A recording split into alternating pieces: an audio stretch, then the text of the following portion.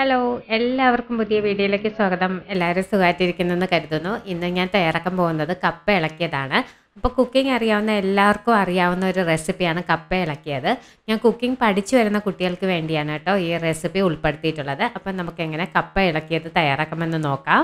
കപ്പ നല്ലതുപോലെ വൃത്തിയാക്കി എടുത്തതിന് ശേഷം കപ്പ വളരെ നൈസായിട്ട് അരിഞ്ഞെടുക്കണം. നിങ്ങൾക്ക് എത്രത്തോളം നൈസായിട്ട് അരിഞ്ഞെടുക്കാൻ പറ്റുമോ അത്രത്തോളം നൈസായിട്ട് അരിഞ്ഞെടുക്കണം.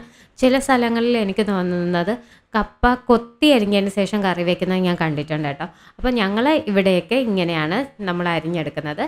ഞാനപ്പോൾ മുഴുവനും അരിഞ്ഞെടുത്തിട്ടുണ്ട്. അതിൽ നിന്ന് നേർ പകുതി കപ്പ മാറ്റുന്നുണ്ട് കേട്ടോ. മാറ്റി ഫ്രീസറിൽ സൂക്ഷിക്കാനായിട്ട് മാറ്റുന്നതാണ്. അപ്പം ഇതുപോലെ തന്നെ നമ്മൾ അരിഞ്ഞ് ഫ്രീസറിൽ വെച്ചിരുന്ന നമുക്ക് എപ്പോഴും വേണോ കപ്പ കഴിക്കണമെന്ന് തോന്നുന്നു അതെടുത്ത് നല്ല വൃത്തിയായിട്ട് കഴുകിയതിന് ശേഷം നമുക്ക് വേവിച്ചെടുത്താൽ മാത്രം മതി കേട്ടോ. ഇനി നമുക്ക് കപ്പ നല്ലതുപോലെ കഴുകിയെടുക്കണം.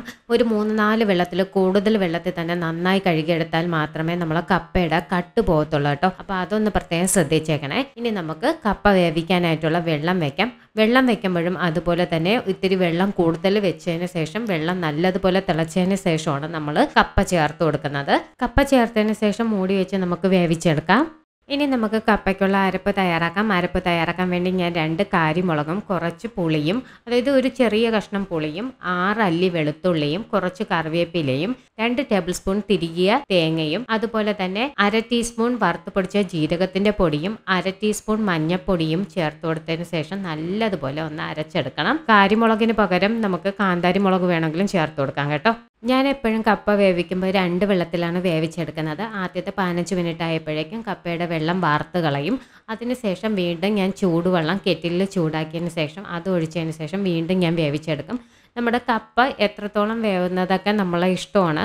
പിന്നെ കപ്പ 2 വെള്ളം വേവിക്കുന്നതിൻ്റെ പ്രധാന കാരണം എന്ന് പറഞ്ഞാൽ കട്ടിൻ്റെ ഒട്ടും ടേസ്റ്റ് വരാതെ ഇരിക്കാൻ വേണ്ടിയാണ് കേട്ടോ. ചില കപ്പയെന്ന് പറഞ്ഞാൽ ഒരു വെള്ളം വേവിക്കുമ്പോൾ തന്നെ പെട്ടെന്ന് വെന്ത് കിട്ടുന്നതായിരിക്കും. അങ്ങനെയാണെങ്കിൽ നിങ്ങൾ ചേർക്കേണ്ടതെന്ന് പറഞ്ഞാൽ വേവ് കറക്റ്റ് ആയിട്ടുണ്ടെങ്കിൽ ആ വെള്ളം ഒന്ന് വാർത്തതിന് ശേഷം വീണ്ടും ചൂടുവെള്ളം ഒഴിച്ച് ഒന്നുകൂടെ അങ്ങ് വാർത്തെടുത്താൽ മാത്രം മതി കേട്ടോ. ഉപ്പും ചേർത്ത് ഒന്ന് വാർത്തെടുത്താൽ മാത്രം മതി. ഈ സമയത്ത് നമുക്ക് ഉപ്പ് ചേർത്ത് കൊടുക്കാം.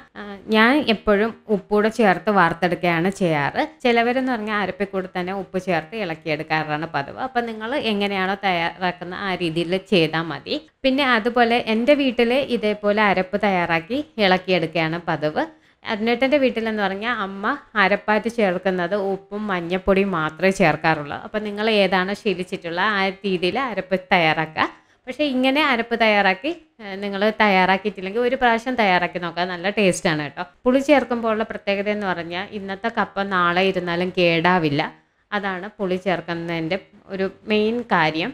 കപ്പ 2 വെള്ളം നല്ലതുപോലെ വേവിച്ചെടുത്തിട്ടുണ്ട്. ഇനി നമുക്ക് അത് അടുപ്പിലോട്ട് മാറ്റി കൊടുക്കാം. അടുപ്പിലോട്ട് മാറ്റി കൊടുത്തിട്ട് ഈ കപ്പയുടെ അടിയിലുള്ള വെള്ളം ഉണ്ടല്ലോ, ചെറിയ നനവുള്ളത്, അത് അടുപ്പിൽ വെച്ച് വറ്റിച്ചെടുത്താൽ മതി. ഇനി നമുക്ക് അതിലേക്ക് അരപ്പ് ചേർത്ത് കൊടുക്കാം. അരപ്പ് ചേർത്തതിന് ശേഷം നല്ലതുപോലെ ഇളക്കി യോജിപ്പിച്ചെടുക്കണം.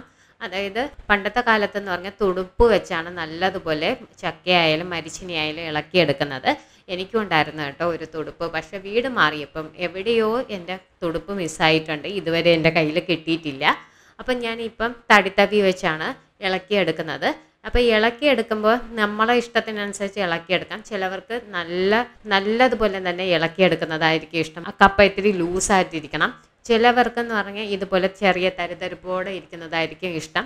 അപ്പോൾ ഏത് രീതിയിലാണോ നിങ്ങൾക്ക് ഇഷ്ടമുള്ളത് ആ രീതിയിൽ ഇളക്കിയെടുക്കുക. അപ്പോൾ ഈ അടുപ്പിൽ വെച്ച് തന്നെ ഇളക്കിയെടുക്കുമ്പോൾ നമ്മൾ അരപ്പൂടെ നല്ലതുപോലെ വെന്ത് കിട്ടും. ചെറുതീയിൽ വെച്ച് നന്നായി ഇളക്കിയെടുത്താൽ മാത്രം മതി കേട്ടോ.